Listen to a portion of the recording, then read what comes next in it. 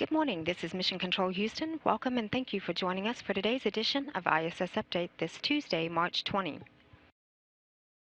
You're now looking at a live view inside the International Space Station Flight Control Room, where the team here has been monitoring the systems aboard the station and supporting the day's activities of the Expedition 30 crew members. Leading the Orbit 2 team here in the Station Flight Control Room today is Flight Director Ron Spencer, shown here on the right-hand side in the dark blue shirt, and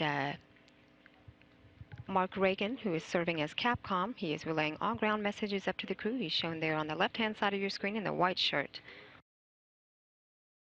On orbit, the 6 crew members, well into their busy workday aboard the station, include NASA astronaut and commander of the complex, Dan Burbank, and flight engineers and cosmonauts Anton Shkaplerov and Anatoly Ivanishin, as well as NASA astronaut Don Pettit, cosmonaut Oleg Kononenko, and European Space Agency astronaut Andrei Kuipers. Commander Burbank, Shkaplerov, and Ivanishin will complete 128 days of their planned 5.5 months in space today, while their Expedition 30 crewmates Pettit, Kononenko, and Kuipers close out today with 91 days in space. The space station with its crew aboard is now flying at an altitude of about 250 statute miles. The orbiting facility is making an east-northeastern track across the Indian Ocean, heading for a pass just across Australia.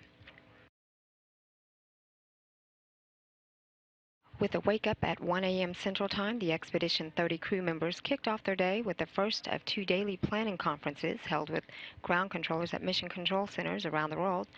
That conference is scheduled to review the day's activities, discuss any issues, and also plan for the next set of tasks.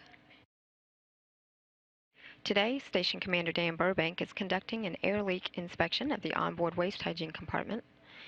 Meanwhile, flight engineers Don Pettit and Andrei Kuipers are working together on some cleanup work inside the permanent multi-purpose module. It's also known as Leonardo, or the space closet, that is used for extra storage aboard the International Space Station. Pettit also will spend some time later during today's ISS update loading some software and reconfiguring a laptop computer of the Express Rack 4. Andrei Kuipers will continue some maintenance work to the onboard water recovery system after he's replaced a recycle filter tank assembly just yesterday. And cosmonaut Anton Shkaplerov will perform his regular daily maintenance to the Russian life support system. He'll also then participate in a standard private medical conference. Earlier this morning aboard the International Space Station, Commander Burbank installed the high-rate communication system panel in the Destiny lab. The high-rate communication system panel will allow for 2 additional space-to-ground audio channels and also 2 additional downlink video channels. Burbank then completed his 2-hour daily exercise using the Advanced Resistive Exercise device and the onboard stationary bicycle.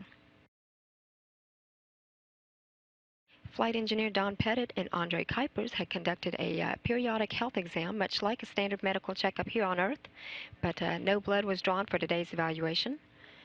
Pettit then collected and tested a water sample of the water processor assembly of the water recovery system.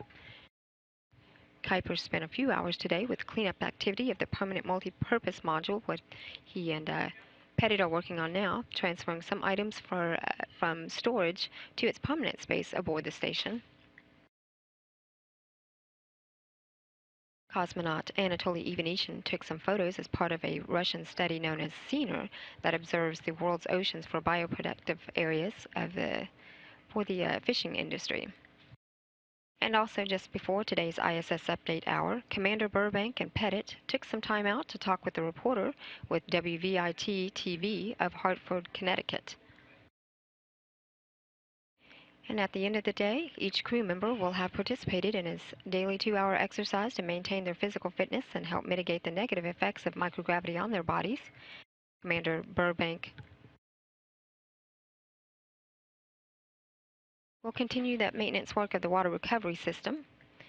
The Expedition 30 crew will then participate in its final daily planning conference with ground controllers around the world before some evening prep work and entering its pre-sleep period. Everything remains on track for the launch of the European Space Agency's Ariane 5 rocket. Um, that rocket will be sending the third European Space Agency's automated transfer vehicle cargo ship up to the International Space Station. Launch is set for 11:34 p.m. Central Time Thursday night. The crew is scheduled to go to bed today at 3:30 p.m. Central Time. This is Mission Control Houston.